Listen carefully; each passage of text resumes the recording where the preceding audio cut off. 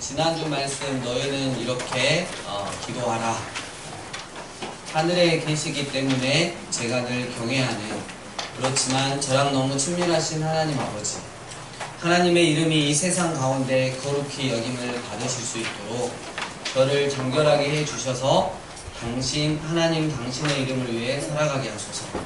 다음에 천국에 가면 그 어떤 것도 어색하지 않을 만큼 이 땅에 이미 임한 하나님의 나라를 누리며 살게 하시고, 하나님의 뜻이 이 땅 가운데도 이루어질 수 있도록 갈망하며 기도하는 제가, 통로가 되는 제가 되게 하소서. 제가 양식으로 주신 모든 것들은 하나님께서 선물로 주신 줄 알고 저와 내 가족뿐만 아니라 내 이웃에게까지도 흘러보내는 자가 되게 하소서. 나의 약함도 알고 내가 어디로부터 구원받았는지도 알아 예수님께서 죄인인 나를 용서해 주신 것처럼 저도 조건 없이 용서하는 자가 되게 하소서. 저를 언제나 선하게 인도하실 하나님을 확신하고 의지하는 삶을 살게 하소서. 전심으로 간구하오니 악이나 악한 자로부터 저를 보호해 주십시오. 나라와 권세와 영광이 하나님 아버지께 영원히 있사옵나이다. 아멘. 마태복음 6장 9절 함께 암송하겠습니다. 시작. 살아계신 하나님의 말씀, 그러므로 너희는 이렇게 기도하라. 하늘에 계신 우리 아버지여, 이름이 거룩히 여김을 받으시오며. 마태복음 6장 9절 말씀. 아멘. 오늘은 본문 말씀 제목을 베드로의 충격으로 잡아보았습니다. 이 베드로의 충격이 오늘 우리의 충격이 되었으면 좋겠습니다. 베드로가 어디 아팠을까? 그런 게 아닙니다. 영적인 그 거듭남의 충격이죠. 그리스도인과 돈이라는 주제의 1차 관심사는 그리스도인의 삶 전체와 관련이 됩니다. 영을 따라 생각하는 사람과 물질, 즉 돈에 따라 생각하는 사람이 다른 것은 이들이 서로 다른 것을 생각하기 때문이 아닙니다. 똑같은 것을 다르게 생각하고 있기 때문입니다. 여러분 그거 아십니까? 예수님은 기도보다 돈에 대해서 더 말씀을 많이 하셨습니다. 예수님은 왜 이런 이야기를 하셨을까요? 오늘 본문을 통해서 좀 알아갔으면 좋겠습니다. 오늘 본문에서는 예수님이라고 하시는 인격체, 그리고 베드로의 이 물질관, 돈에 대한 가치관이죠. 그리고 영혼의 거듭남이 한데 어우러서 아주 극적인 행위를 펼쳐 보입니다. 1절 도입부는 중요 요소들을 제시함으로써 이제 이야기가 펼쳐질 무대를 마련합니다. 예수님, 군중, 하나님의 말씀, 배, 그리고 어구, 빈 그물이 있습니다. 사람들이 예수님에게로 몰려와 하나님 말씀을 들을 때 그는 게네사렛 호숫가에 서 계셨다. 그가 호숫가에 배 두 척을 보셨는데 어부들은 배에서 나와 그물을 싣고 있었다. 여러분, 이 이야기는 시편을, 그러니까 거침없이 시편을 거침없고 아름답게 낭독하는 말을 조용히 아주 경청하는 사람들로 가득한 이런 교회당이나 회당에서 벌어진 일이 아닙니다. 오히려 군중은 어업을 하는, 물고기를 잡는 비린내 나는 항구에 계신 예수님 주위로 몰려들었고, 피곤한 어부들은 아무 소득도 없이 긴 밤을 보낸 뒤에 근처에서 빈 그물을 싣고 있었습니다.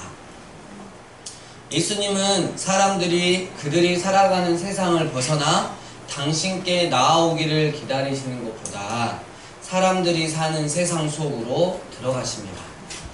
더욱이 사람들은 하나님의 말씀을 찾아왔으며 이제 그 말씀을 예수님께 들으리라고 잔뜩 기대합니다. 첫 번째 장면은 예수님의 대담한 움직임으로 시작합니다. 체리나, 이쁘게 앉아야 돼. 바르게 앉고. 하나님께 예배 드리는 거니까 목사님이 자꾸 지적할 거야. 하나님께 예배 드리는 거야. 첫 번째 장면은 예수님의 대담한 움직임으로 시작합니다. 한 배, 곧 시몬의 배에 타시고 무태에서부터 조금 떨어질 것을 요구하셨다. 그리고 앉으신 다음에 배에서 사람들에게 가르치셨다. 예수님은 어떤 양해도 구하지 않으시고 베드로의 배에 올라타신 뒤에 당신의 말대로 따를 것을 요구하십니다. 분명 누가복음을 자세히 읽은 사람은 베드로가 예수님께 한 가지 신세를 졌음을 압니다. 예수님은 얼마 전에 병을 앓던 베드로의 장모를 고쳐주셨습니다. 바로 앞장인 4장 38, 39절 예수께서 일어나 회당에서 나가사 시몬의 집에 들어가시니 시몬의 장모가 중한 열병을 앓고 있는지라 사람들이 그를 위하여 예수께 구하니 예수께서 가까이 서서 열병을 꾸짖으신데 병이 떠나고 여자가 곧 일어나 그들에게 수종드니라. 신세를 갚는 것은 많은 사회에서 정말 필수 불가결한 부분이며 또 특히 중동의 문화에서는 더 그렇습니다. 베드로는 거절할 수가 없었어요. 그러나 예수님은 단지 사회 간섭에 따른 의무 이행을 요구하시는 게 아니에요. 예수님께는 분명 베드로를 향한 더 중요한 목적이 있었다는 것입니다. 예수님은 베드로에게 당신이 얼마나 많은 것을 줄지 이야기하지 않으셨습니다. 베드로가 예수님께 충성하겠다고 맹세하기만 하면 베드로의 삶이 상상할 수 없이 더 낫게 바뀌리라고 그냥 굳이 설명하시지도 않으셨습니다. 대신 예수님은 베드로에게 다가가 이렇게 말씀하셨습니다. 베드로, 나는 그대 도움이 필요하다. 나를 도와주겠나? 이 요청은 베드로의 일상적 노동이라는 평범한 현실 속에 자리한 그의 배와 그의 능숙한 노젓기 솜씨를 염두에 두고 있었습니다. 예수님은 베드로의 배를 설교단으로 쓰려 하셨으므로 그분이 군중에게 말씀하실 동안 베드로가 그 배를 움직이고 조종해 주어야 했습니다. 큰 호수에서 노를 젓는 배는 한 곳에 머물지 못하고 이리저리 떠다닙니다. 예수님이 그 배를 훌륭한 설교단으로 사용하시려면 진정 그 배가 이리저리 떠다니지 않게 베드로가 늘 조정해 주어야 했습니다. 여기에는 상당히 능숙한 노젓기 기술이 필요합니다. 때문에 예수님의 요구는 굳이 하지 않아도 될 것을 억지로 지어내신 것은 아닙니다. 예수님은 베드로에게 정말 꼭 필요한 부탁을 하심과 동시에 오부의 배에서 고기를 낚으십니다. 즉 예수님은 열심히 사람들을 낚으시면서 그들에게 새 생명을 베풀어 주셨던 것입니다. 자신이 전문가인 세계에 자신감과 확신을 갖고 있었던 베드로는 호숫가에 모인 사람들에게 하나님의 말씀을 전하시는 예수님께 귀를 기울일 수 있었습니다. 사실 그가 할 수 있는 일은 예수님의 말씀에 귀를 기울이는 것뿐이었습니다. 그는 아직도 예수님과 그 말씀을 듣는 이들이 주고받는 사이에 머물러 있었기 때문입니다. 이 과정에서 예수님은 베드로에게 익숙한 환경을 당신과 베드로의 만남, 즉 삶을 변화시키는 만남으로 바꿔 놓으셨던 것입니다. 예수님은 앉아서 가르치시며 권위 있는 모습을 보이셨습니다. 우리는 말씀을 끝내신 예수님이 베드로에게 고맙다는 표현을 하고 배를 다시 무태에 대라고 하신 뒤에 당신이 가실 길을 갈 것이라고 예상할 것입니다. 그런데 놀랍게도 예수님은 고기잡이가 전문인 오부에게 어디에 가서 어떻게 물고기를 잡으라고 명령하십니다. 이런 명령에 의해 어떤 긴장이 생겨났는지 4절에 나옵니다. 말씀을 그치시고 시몬에게 말씀하셨습니다. 깊은 곳으로 가서 너희 그물을 내려 잡으라. 참으로 어처구니 없는 제안이었습니다. 베드로는 여러분 지쳐 있었습니다. 그와 동료들은 밤새 고기를 잡으려 했으나 아무것도 잡지 못했습니다. 그들이 밤에 일한 이유는 간단합니다. 갈릴리 바다의 물고기들은 밤에 먹이를 먹기 때문입니다. 낮에는 물고기들이 바위 아래에 숨어 있습니다. 더욱이 이 물고기들은 갈릴리 바다 둘레가에 있는 강의 원줄기에서 흘러나온 물줄기와 샘으로 모여듭니다. 그곳에서 산소가 풍부한 물이 호수로 흘러들기 때문입니다. 갈릴리 바다는 무태에서 가까운 쪽도 아주 수심이 깊어 수영하기에는 유용한 곳이 대부분이라고 합니다. 그물을 던지는 것은 그러니까 무태에서 그냥 서서도 할 수 있고 배에서도 할 수 있습니다. 긴 그물과 배 두 척이 그물을 끌어 물고기를 잡기도 했습니다. 이 두 가지 유형의 고기잡이는 낮에도 할 수 있습니다. 그러나 이 게네사렛의 오부는 밤에 물고기가 더 잘 잡히고 신선한 물이 호수로 흘러드는 물가에서 주로 고기가 잡힌다는 것을 다 알았던 것입니다. 고기잡이에 고자도 모를 나사렛 고원 출신의 무사람이, 몸에 물 한 번 적셔본 적도 없는 사람이 비린내가 몸에 밴 고기잡이 배 선장에게 훈수를 둘 생각을 하다니 정말 어이가 없는 일이었습니다. 낮에는 물고기가 그물을 보고 피할 수도 있으나 밤에는 먹이를 먹습니다. 그런데 대낮에 깊은 곳에 가서 그물을 던지라고 하다니 삼척동자가 웃을 일입니다. 조엘 그린이란 신학자는 이렇게 쓰고 있습니다. 예수님이 베드로에게 주신 가르침은 정말 어이없어 보인다. 고기잡이가 생업인 사람들도 밤새 일을 했으나 아무것도 얻지 못했을 뿐더러 그들이 쓰는 그물 역시 오직 밤에만 물고기를 잡는 데 쓰는 것이다. 낮에 잡으면 그물의 모양이 다 보인다는 거예요. 베드로는 랍비, 즉 선생이 하는 토론을 할 수 없었습니다. 그는 율법을 모를 뿐더러 안식일에 지켜야 할 세세한 항목들도 그냥 그에게는 수수께끼일 뿐입니다. 그러나 그는 고기잡이라면 박사입니다. 그는 자신의 참 목소리로 빈정대며 다음과 같이 대답합니다. 그러자 시몬이 대답했다. 선생님, 우리가 밤새 수고하였으나 아무것도 얻지 못했습니다. 그러나 당신 말씀대로 그물을 내려보겠습니다. 위 대답은 이렇게 바꿔볼 수도 있습니다. 이봐요 선생.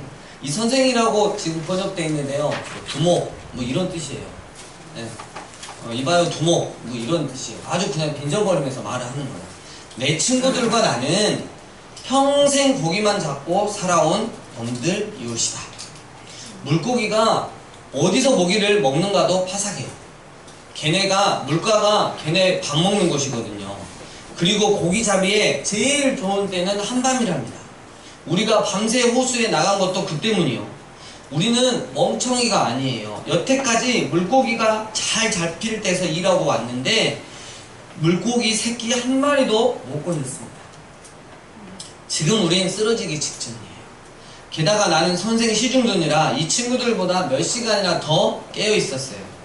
당신 같은 라피는 뭐든지 잘 안다고 생각해서 나보고 이 대낮에 깊은 물에 가서 고기를 잡으라고 명령하시는데 좋습니다. 한번 가봅시다. 가서 누가 고기잡이 박사인지 확인해 봅시다. 피곤한 데다가 기분까지 상한 베드로는 자기와 같이 일하는 이들에게 다시 한번 호수로 나가라고 명령합니다. 놀라운 결과가 다음 장면에서 나옵니다. 그들이 이리하자 아주 많은 물고기를 잡았다. 그들은 그물이 찢어질 지경이 되자 와서 도와달라고 다른 배에 탄 동료들에게 손짓했다. 그들이 오니 고기가 2배에 가득 차 배가 가라앉기 시작했다. 엄청나게 많은 물고기를 잡은 이 사건의 이야기의 정점입니다. 이 이야기의 세세한 점들은 진실함을 증명해 줍니다. 베드로는 여러분 다른 배에 탄 그의 동료들을 소리쳐서 부르지 않았어요. 손짓을 했어요. 손짓을. 목소리는 땅 위보다 물 위에서 여러분 7배나 더 멀리 나아간다고 합니다. 만일 베드로가 자기 동료들을 소리쳐 부른다면 그의 목소리는 10중 8구 물가 땅에서도 들렸을 것입니다. 이렇게 생각했어요. 호수 밑바닥에서 갑자기 새로운 샘이 터졌는가? 물 아래에 지금도 물고기들이 먹이를 먹는 새 어장이 만들어졌단 말인가? 만일 그렇다면 전 공동체가 이런 정보를 알아서는 안 되지. 새 어장이 생겼다고 그곳으로 어부들이 앞다투어 밀려오는 것은 나에겐 그리 달가운 일이 아니다. 두둑이 돈을 벌 비밀을 감춰준 채 아무에게도 알리지 않아야 한다. 큰 소리를 질러대어 다른 배까지 다 알아듣게 하는 일은 하지 않는 것이 가장 현명하다.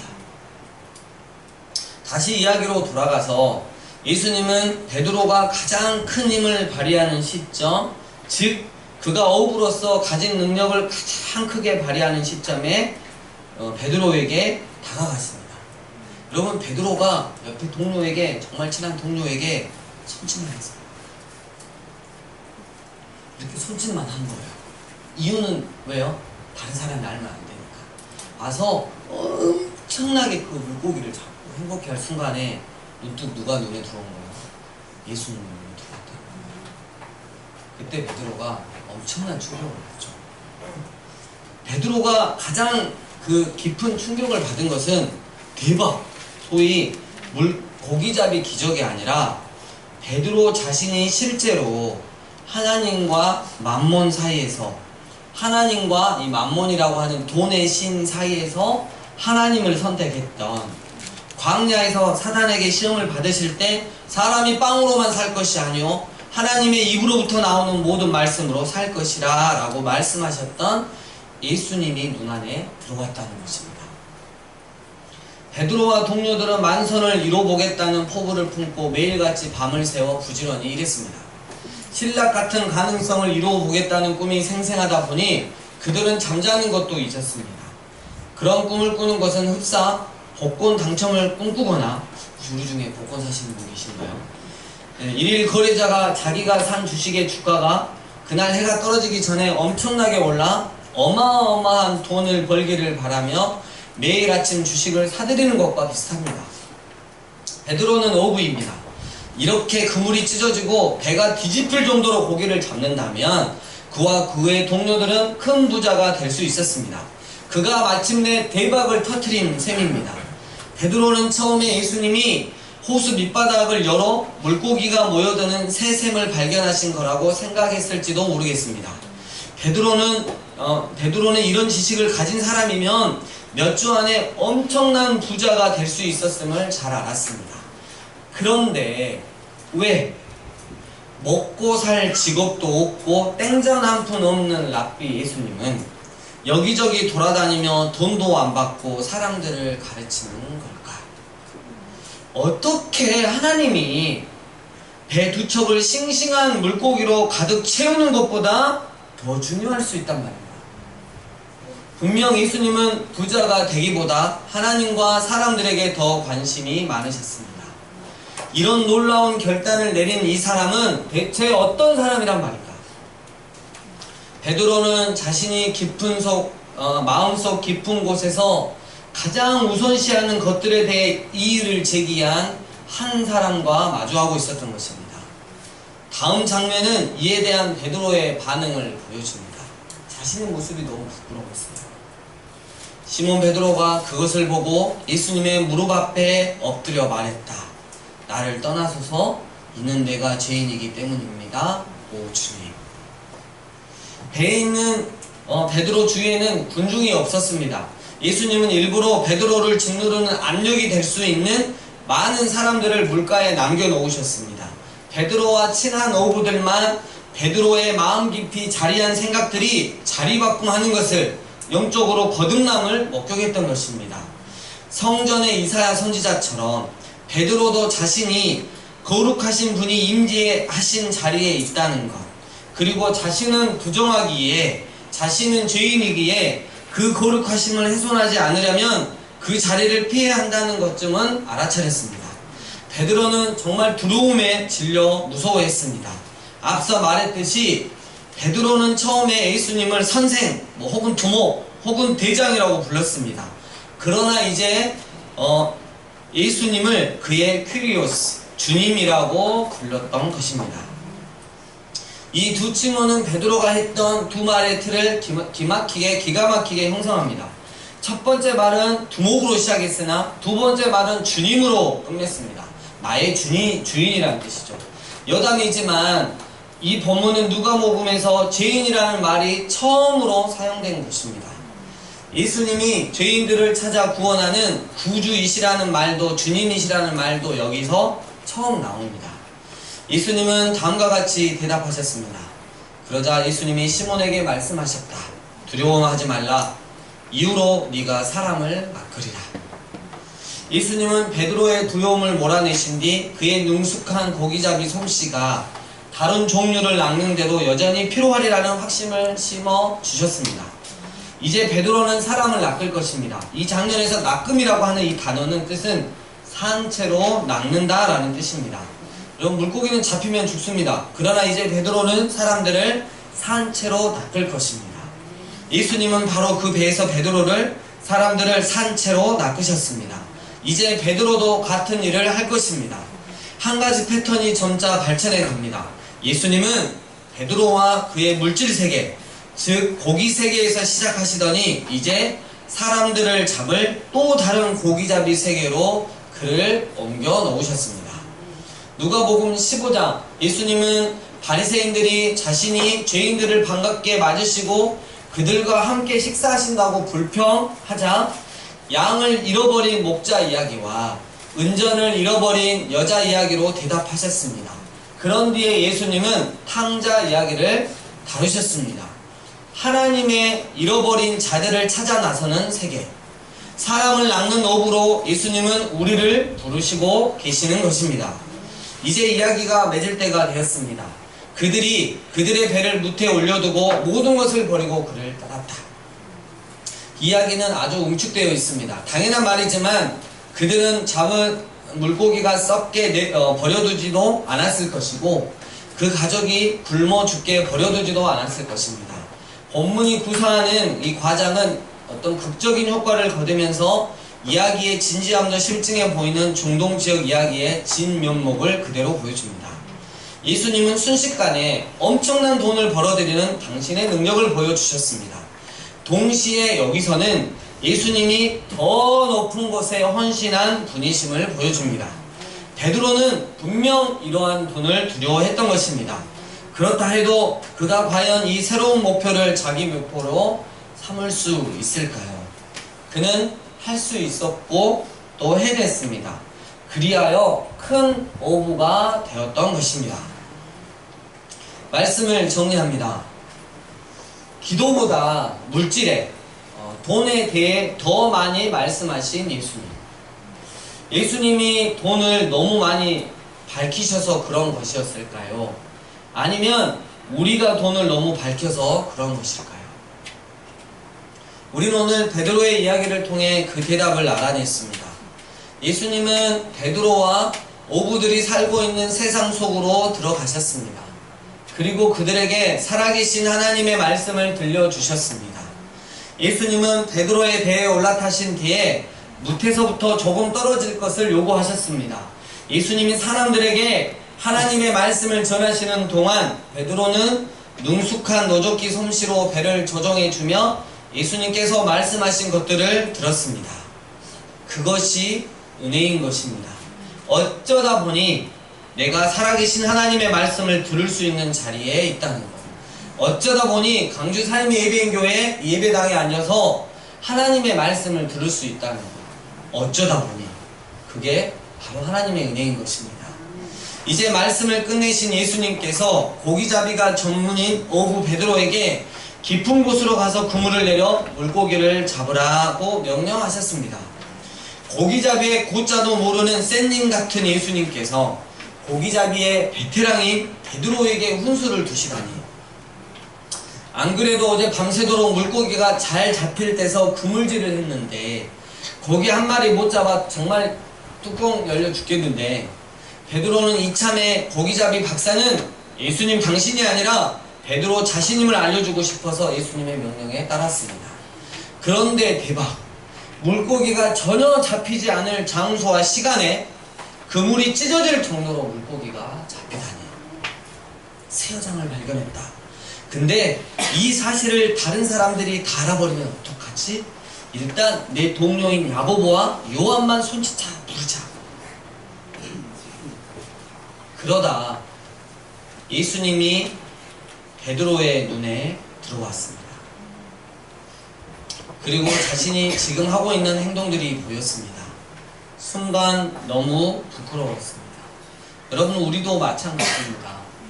다 하나님의 은혜라고 고백하고 하나님이 이렇게 해주셨다고 고백하는데, 예수님 그곳에서 함께 서 계시는데 그 예수님의 시선과 마음을 놓친 채로 돈에 헐레벌떡하고 재물에 헐레벌떡 하면서 그것을 모으기에 정신없는 그 베드로의 모습이 바로 우리의 모습이지 않는지, 그 모습을 지켜보고 계시는, 한 배를 타시면서 지켜보고 계시는 그 예수님의 모습. 그래서 베드로는 자기 자신이 부끄러웠다는 거예요. 얼마 전에는 아무런 조건 없이 장모의 열병을 고쳐주셨고, 지금은 그렇게 잡으려고 해도 잡지 못했던 물고기를 2배 가득 채울 만큼 잡아주신 예수님. 나는 돈을 많이 벌기 위해, 부자가 되기 위해 그렇게 열심히 사는데 이분은 그 돈에는 별로 관심이 없고 오직 온통 나에게만 관심을 갖다니. 어떻게 하나님이 배 2척을 싱싱한 물고기로 가득 채우는 것보다, 어떻게 하나님이 내가 돈을 모아서 부자가 되는 것보다 더 중요할 수 있단 말인가? 어떻게 나 같은 죄인이 세상의 그 무엇보다 예수님 당신에게 중요할 수 있단 말인가? 이 베드로의 충격. 베드로는 결국 예수님 앞에 무릎 꿇고 자신은 죄인임을, 그래서 나 같은 것에서 떠나실 것을 말했습니다. 그리고 예수님에 대한 칭호를 선생에서 주님으로 바꿉니다. 하나님의 잃어버린 자들을 찾아 이리저리 다니셨던 예수님. 그 예수님을 베드로가 전인격적으로 만나면서 다시 거듭납니다. 두려워하지 말라. 이후로 네가 사람을 낚으리라. 그 베드로는 예수님의 제자가 되어 결국 예수님의 예언처럼 큰 어부가 되었습니다. 사랑하는 강주 삶의 예배교회 여러분, 오늘 본문에서의 베드로의 충격은 고기잡이 기적이 아니라 하나님과 돈에서 늘 하나님을 선택하시고 죄인과 돈에서 늘 죄인을 선택하시는 바로 그 예수님의 선택이셨던 것입니다. 그러면 지금 이 말씀을 듣고 있는 우리는 어떻습니까? 주님과 돈 사이에서 어떤 선택을 하고 살아가고 있는지, 결국은 주님보다는 돈이 먼저이진 않았는지, 그런 나의 모습을 한 배 안에서 지켜보고 계시는 예수님. 나 같은 죄인을 찾아오신 주님, 다른 어떤 것을 선택하지 않으시고 탕자와 같은 나를 찾아오신 주님, 십자가에서 나를 구원하시기 위해 당신의 생명을 주신 주님. 이 시간 우리 베드로의 충격이 나의 충격이 되게 합시다. 주신 것도 다 하나님이신데, 우리 주님이신데, 거기서 물고기 몇 마리 추려가지고 예수님께 휘딱 던지는, 예수님 이거 먹고 그냥 떨어지시죠, 이런 삶을 살면 절대 안 될 것입니다. 사랑하는 누구야, 베드로처럼 사람을 낚는 어부가 되어다오. 하나님의 잃어버린 자들이 돌아오는 복음의 통로가 되어다오 라고 말씀하시는 주님께 믿음으로 반응하시는 베드로처럼 거듭나는 그런 반응을 하시는 여러분 되시길 주의 이름으로 축원합니다. 우리 이 시간 주님께 기도하며 나아갑시다. 나에게 베드로의 충격은 다 한 번이라도 있었는지, 이 시간 베드로의 충격이 나의 충격으로 다가올 수 있도록, 나의 모든 삶을 내 옆에서 지켜보고 계시는 그 예수님의 그 마음을 헤아려서 내 마음을 온전히 예수님께 드릴 수 있는 여러분 되시길. 그렇다면 여러분, 전능하신 하나님을 더 뜨겁게 경험할 수 있을 것입니다. 말도 안 되는 깊은 곳에 그물을 내려봤는데 잡히시게 하시는 하나님의 은혜를, 그 은혜를 누려졌다면 또 모든 걸, 내 마음의 모든 걸 주님께 드릴 수 있는 나의 내가 될 수 있는 그런 자 되기를 우리가 함께 소원하면서 기도하며 나아가겠습니다. 함께 기도하시겠습니다.